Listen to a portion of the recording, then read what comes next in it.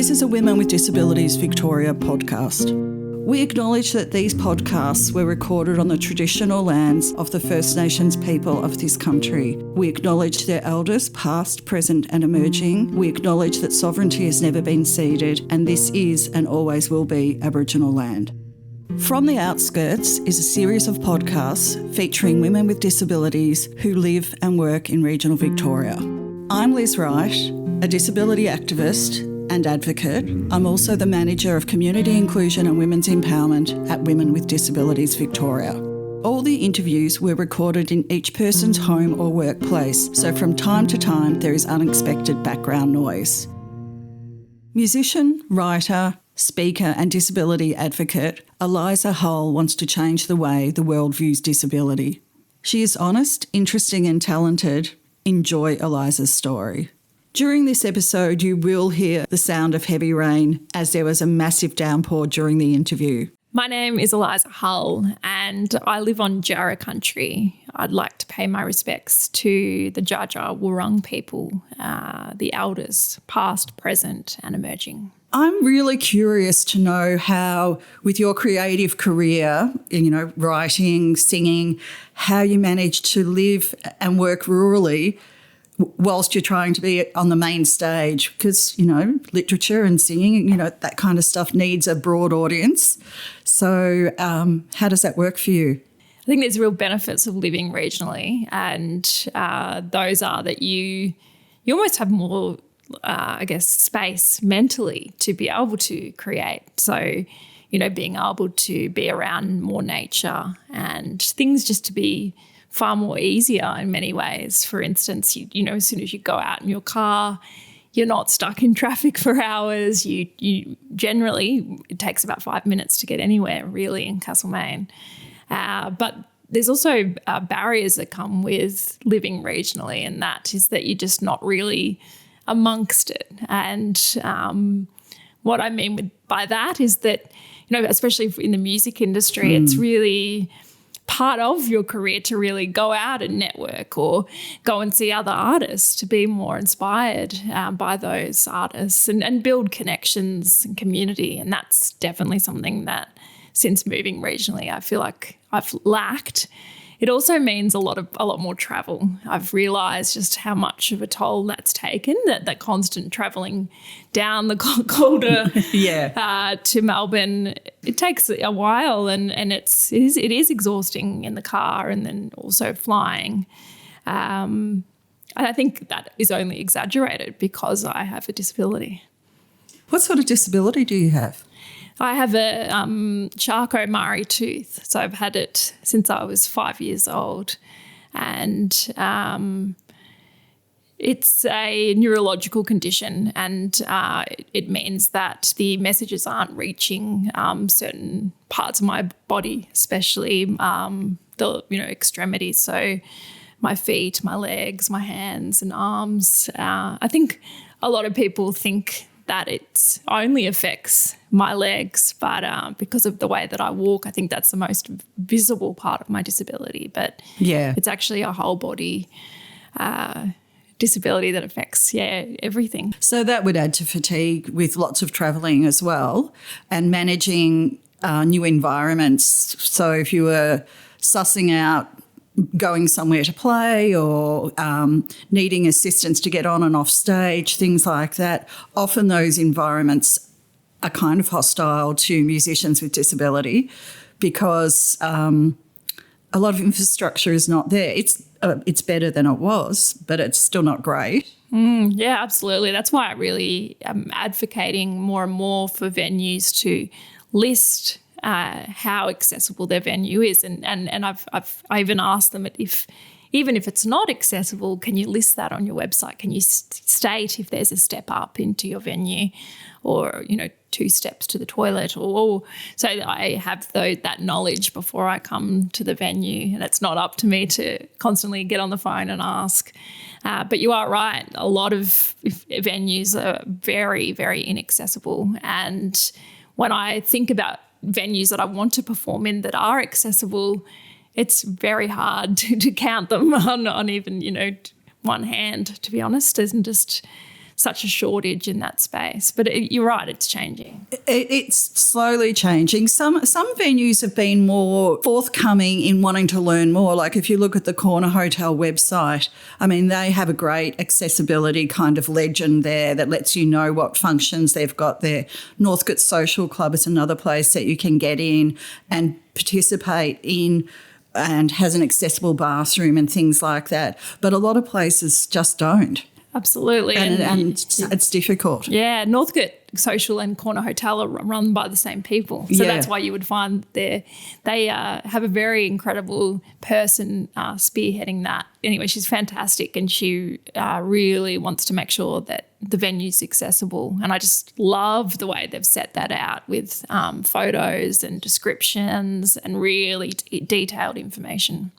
We have a program which is in hiatus at the moment because we don't have funding, which was Bandmates Victoria.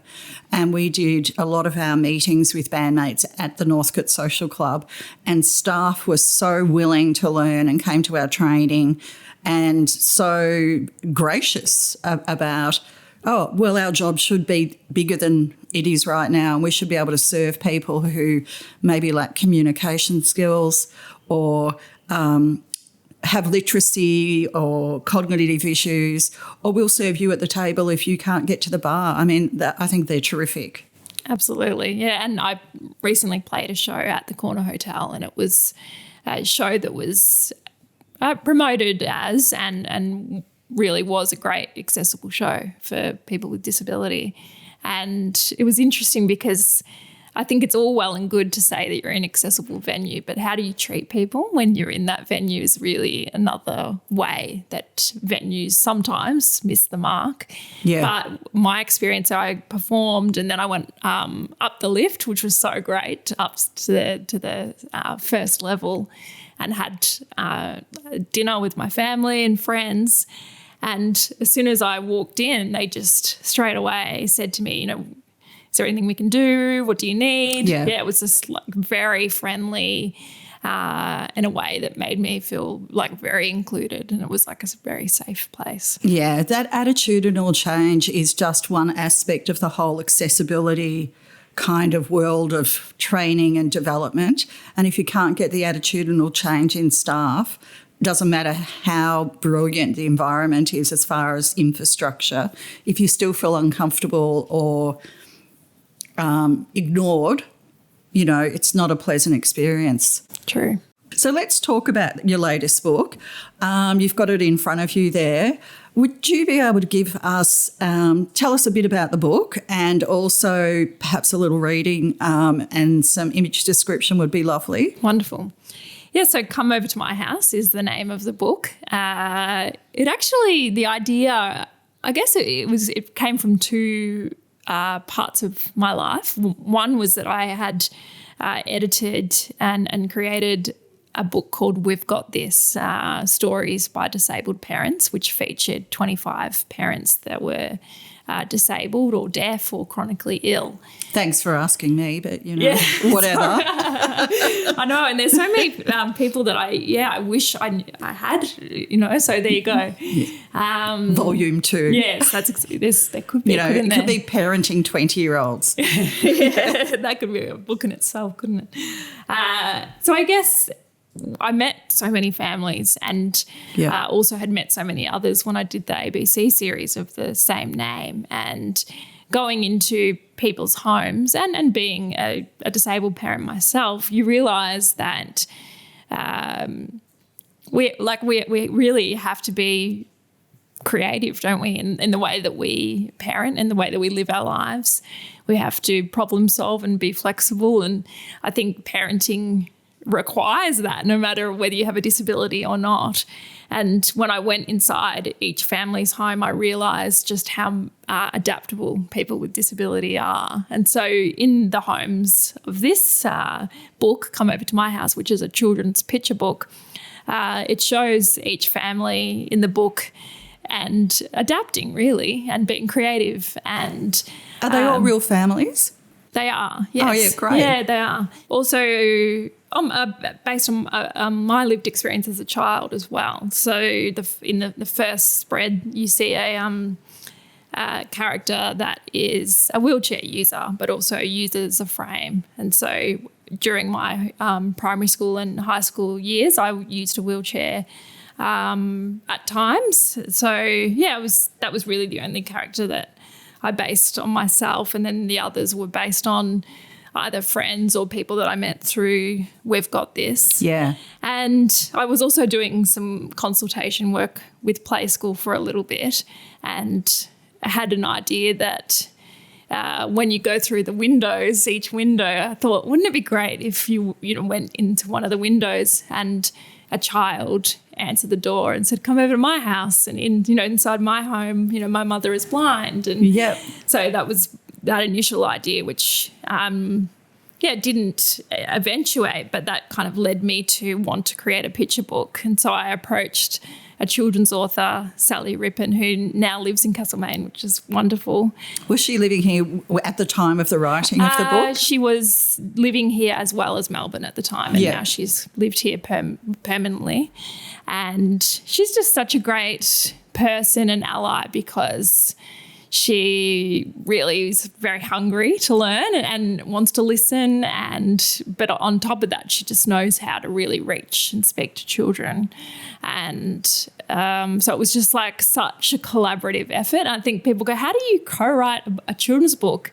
Well, you can. When you work with someone like Sally, you truly can. And the way that we did it is we sat down and we had cups of tea, and then we bounced ideas with each other, and then she would write a bit and then I would write a bit, and then we'd go back and forth, and it was very, very joint effort. And I guess for me, what's really excited me about this book is that children are the future, and I think we are seeing how, maybe not quick enough, but how much change is happening, and how much diversity is being more represented and celebrated. And I think the book helps that, because when I've been doing book readings with kindergartens and schools, for instance, a child put their hand up and said, "Oh, my mum has a disability." And I said, "Oh, great." And she said, "Oh, she's gluten intolerant." And I thought, "Oh, okay." And then I actually thought about it. I thought, this is so wonderful, because actually what this child is saying is, it would be, it's great. Like, disability is not something to be feared.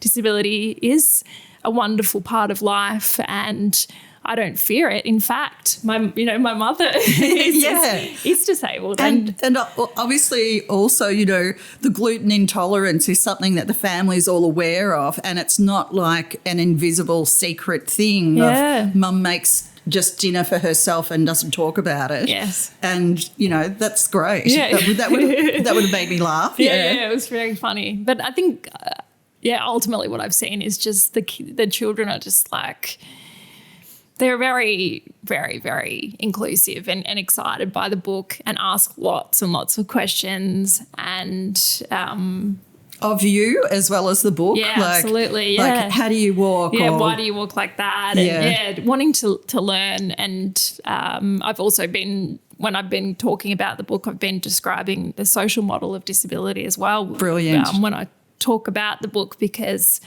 I'll read the first page. It's come over to my house, come over and play.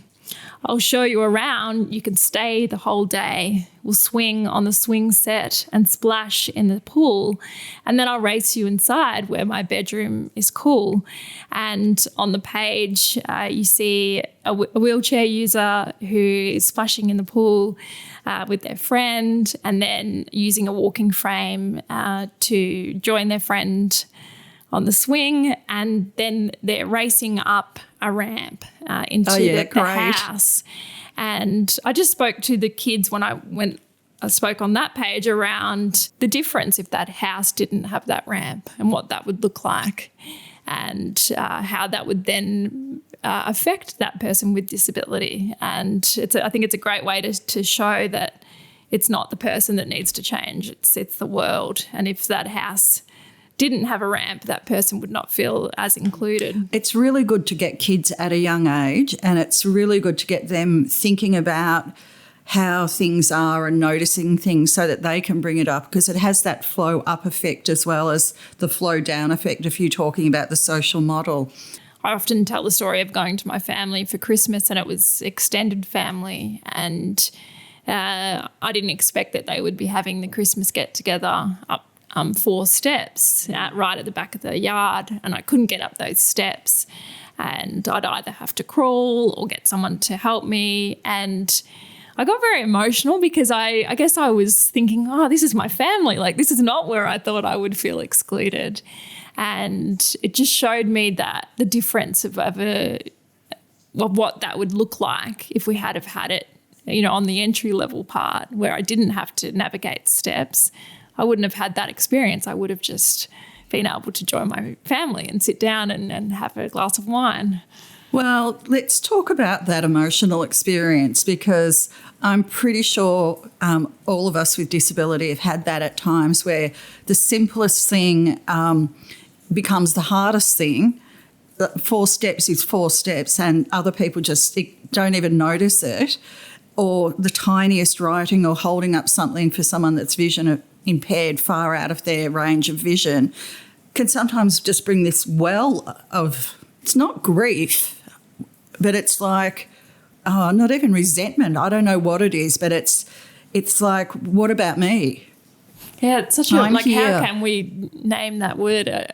You're right, it's not grief. It's almost something deeper than that, isn't it? Yeah. It's like, it's like being invisible and dismissed. Exactly. Or diminishing. Yeah. Yeah, it can, it hurts actually, doesn't it? Yeah. I think that's the way I would describe it. It hurts, I think, especially when, I guess it probably hurt more because those people were my family and they know me so well. They've known me all my life. Yeah. But I just feel like, and this is what I've been thinking about more and more, is around that.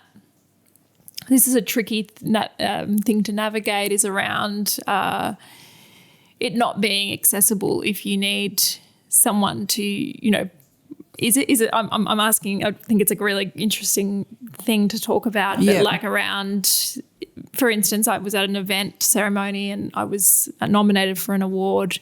They only had 5 steps that I knew I couldn't navigate to get up onto the stage, but they also had a wheelchair lift. But the wheelchair lift for me is really tricky because when it wobbles and moves. Was this at the museum? No, this was somewhere else. Okay, yeah. And I, didn't know whether I'd be able to navigate that. So in a way, it didn't meet my access requirements at that point. Yeah. But also when a wheelchair user did use the lift up and had someone, spotting them. Yeah, and pushing the button for them, and it broke halfway up and people were waiting on stage. And I think, that's not really access either, is it? Access is when we all can be together and we can, roll or walk or move however we do together in one way, instead of it being segregated where you have someone up that way, someone up that way. So, that to me doesn't feel like access. Yeah, and long pauses while someone is scrutinised by an audience because the inadequate, access machinery is not working. Like the scrutiny is very hard too, to have everybody's gaze on you while you're stuck somewhere.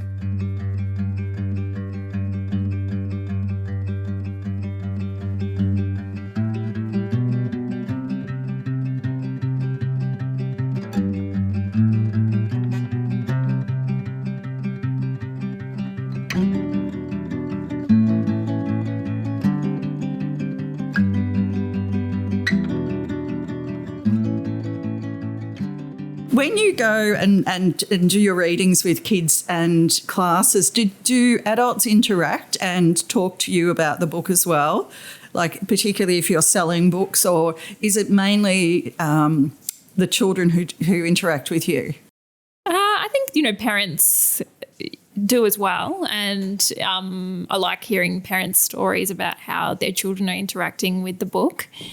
For instance, there's a mother that reaches out to me quite a bit and says that her autistic son loves to read the book to the class. And, that's great. I also wrote a children's song for the book that I sing with using Auslan at the events, and he then sang the song to his class as well. So, oh, God, that's great. It's nice hearing the parents' experiences of the book, and also parents saying that it's been wonderful to have a book that they can have the conversations with their children about things that they might not have even known how to bring up or how to explain. I think it looks like a beautiful book, but I also see it as a beautiful educative tool, and I don't mean to diminish that from the creativity and the beautiful side of it, but just informing kids at such a young age is so great. I think that was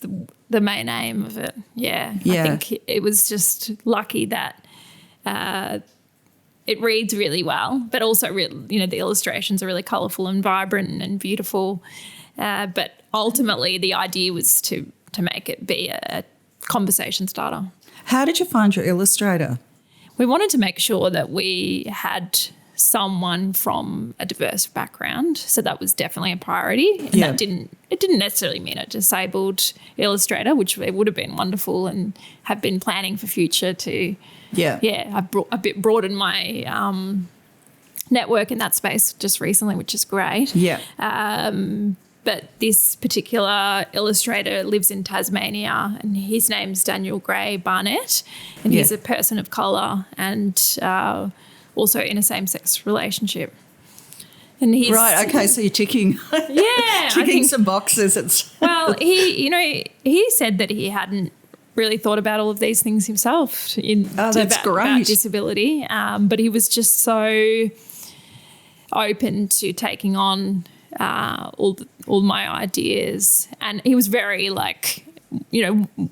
wanted to, as much as I did, make sure that it was as authentic as we could make it. And so there was a lot of back and forth between Daniel and I on how do you draw certain people or certain houses, or using certain for instance, there's a parent that uses several prosthetic attachments in the book, and so making sure that that's done in an accurate way. That's fantastic.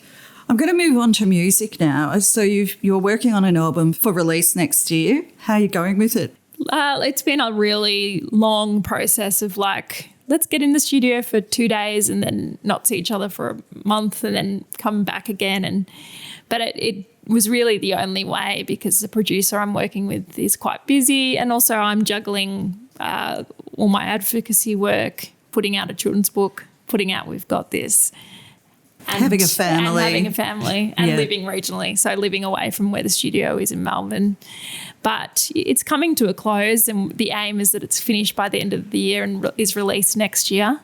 We've actually completed one of the music videos for the first song that will be released, which is a song that I wrote called Running Underwater. And I performed that on ABC Q&A. It's a song about being disabled and I guess accepting that identity that I feared for so long growing up. It's about, self-acceptance, and it's a real, it feels like a proud song. I think that a lot of people with disability have reached out saying that they can really relate to it. It feels kind of like an anthem almost. And I worked with a great dancer. Her name's Roya, and she goes under Roya the Destroyer.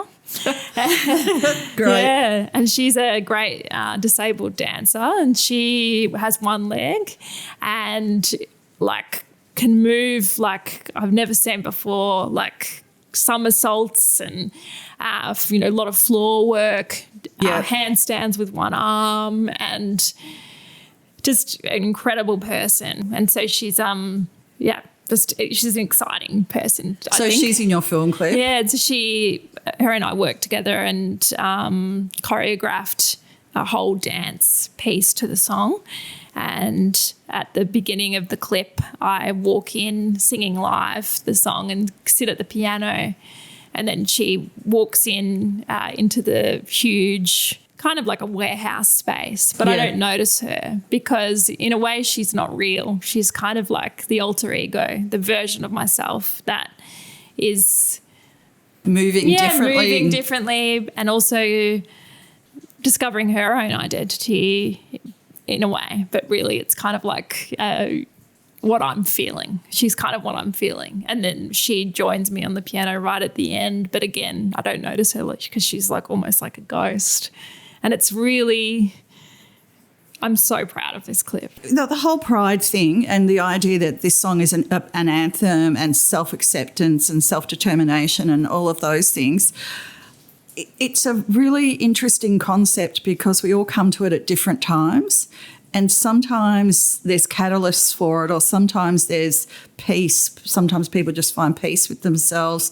Sometimes people find anger is their motivator to pick up their pride or to rally against something. What do you think was your I think it catalyst? Was like a mixture. I couldn't say it was all just one thing, but I think that it was a mixture of feeling like in society we're seeing greater representation, people are talking about it. If people are talking about it and we're seeing more representation, I feel more safe to be me.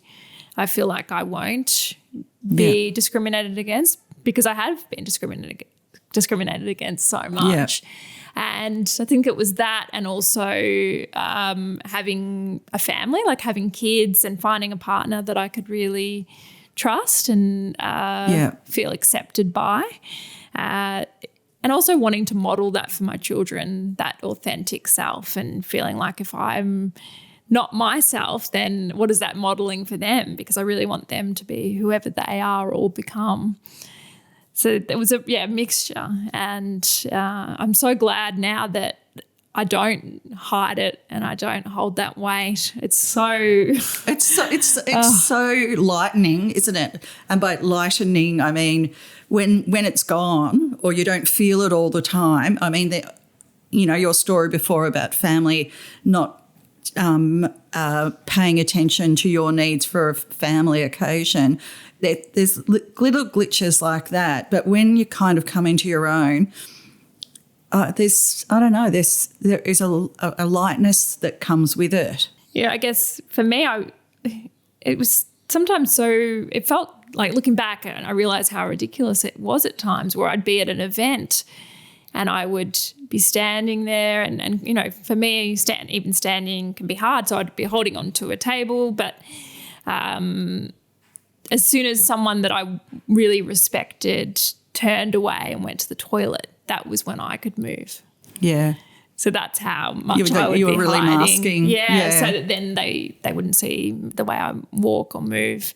So it would be that bad that I would have to hide that much. Or when I meet somebody, I would be seated and make sure that they didn't know. They left first. Exactly. Wait for that. It was all of those things, especially job interviews. I did that all the time where I would try and find a way that they didn't see. Like sometimes so ridiculous as like, almost look over there for a moment, like while I move. There's a spider. Yeah, kind of, maybe not that, but almost. I'd said it. It's so exhausting. I think for me, the only place that I have to be completely honest, and I guess we're all in our own individual journeys, but there's still things that I hide. Like I feel quite sad admitting this, but I still don't go and meet friends at the pool. I don't generally go to the beach much. I wouldn't. The beach is difficult, I think. Yeah, I don't go with friends, and that's because I'm still afraid the fact that my legs and feet look very, very different. Like I've got quite what you would call, in inverted commas, deformed feet. Yeah. Lots of scars and clawed toes, and I guess that's still something I'm kind of working on. I'd love to wear shorts. I'd love to wear a skirt, and I'm thinking I will get there, but it takes time. I'm not saying I've got it all yet in terms of that self-acceptance. I think you will get there, and why I say that is because I think you're a brilliant creative woman, and learning to love yourself is a continuum. It's not like a block, just happens, that kind of thing. Yeah, look, I'm getting there. And I guess I just wanted to say that because all people, it's a work in progress, isn't it, in a way? Yeah. We all have our things that we might feel like we need to hide, but yeah. Or that are harder to accept, as well.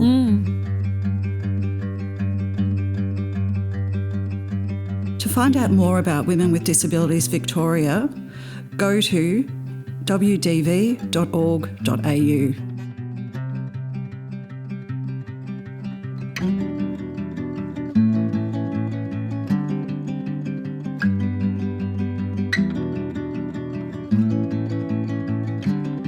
I'm wondering in Castlemaine, because I've walked around Castlemaine a little bit and been here to, come to gigs and go to different places. What's it like moving around a town like this that, doesn't necessarily have finished footpaths or do you drive everywhere? I drive everywhere, but I have to get out of the car in the main street to do shopping and go into any stores around the main strip. And look, I've actually found it really hard. And big gutters. Big gutters. I've noticed that because... Yeah, it's one good thing that they're doing at the moment is they're putting money into reinvigorating the town in terms of getting tourists to come and visit. So they've kind of activated some outdoor spaces for cafes. But what that actually does is take more car parks close to and space for some of the paths up to the main street, and so. It's really, really tricky to navigate that. And the experience that I had about 2 weeks ago really highlighted that. And that was that my 2-year-old was able to kind of crawl up quickly up to the path area. Yes. And he was up there. I couldn't get up there because they're so steep to get up onto the path. Yeah. And the nearest entry point onto those paths were too far away to leave him. Oh, God. Yeah. So I was like, okay, what will I do? Can't get up to him, can't leave him, because then what if he runs onto the road? Yeah. So then I had to, which is not great, say to him, what if we go get an ice cream? I had to. What if we go get an ice cream? And then he's, yeah, okay, he'll come down. And so he then crawled down to me. I would have done exactly the same thing. I would have used any bribe in that because the fear is awful. Yeah, that's another thing around, talking before about the social model. It's so that they're the things that affect you, isn't it? Or the barriers that the world has created. And yeah, I really wish that more access was prioritised in terms of physical access in the town. When people activate or when local government or state government injects money into a town to activate it, they often think about bums on seats, but they don't think about access in a proactive way. And that just can really, really disrupt a local person's life. It's hard, isn't it? Because they're trying to do the right thing by small business owners, but at the same time that then affects many and a lot of disabled people. So, it's hard. And I also live on a street that's not an actual road, it's gravel. And that's, again, really hard because a lot of potholes. And if I'm ever walking up and down that, it's very easy to fall. Do you use an aid if you're down the street out of the car?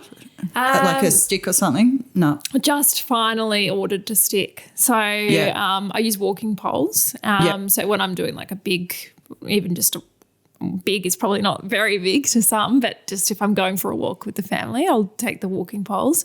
I just ordered a walking stick, mainly to get to, I was thinking it might be good in terms of balance, but also in terms of getting upstairs. I was thinking I'd try to navigate that with the stick. Haven't had a turn of it yet. So that's exciting. Yeah, that will be exciting. Yeah. When you've played local venues here, have they been helpful as far as getting you in and getting you out and assisting you with stuff? Because I don't imagine there's great accessibility because, Castlemaine, like Bendigo's, they're old towns. Yeah. I think, they are. The venues here are really great because they're managed by great people and people that are really wanting to make sure they're more inclusive. And as part of a Music Victoria initiative, I actually spent time with each venue and spoke about ways that they can be more accessible. Just for it was probably not for long enough. It was a couple of hours, and then I've sent them some material on even how to make their social media and website more accessible. Oh, that's and they've great. really just been so great at taking that on. So I think that's the benefit of living regional, is that whilst the physical parts of this town is really hard for me, the actual ease and feeling of connected town of like-minded people where I feel more accepted here. I think that's probably just it. When I'm down the street, people don't stare as much, and people, I just feel like it's just more inclusive and accessible in that way, and that kind of attitude. Where did you come from? So I grew up in regional Victoria in Wodonga, and then moved to Melbourne when I was 18 and lived there for, I think, just under 10 years. Okay, so you've been here just a little while. Yeah, 6 years now. Okay, we've just worked out your age. I would just like to finish today's conversation with saying that I'm really looking forward to the new album. I think that will be fantastic. But what I would really like to say is thank you so much. You've been very gracious letting us into your home and reading for us and showing us your beautiful book. So thanks, Eliza. Oh, thank you so much for thinking of me and having me today. You can find out a lot more about Eliza from her website, elizahull.com.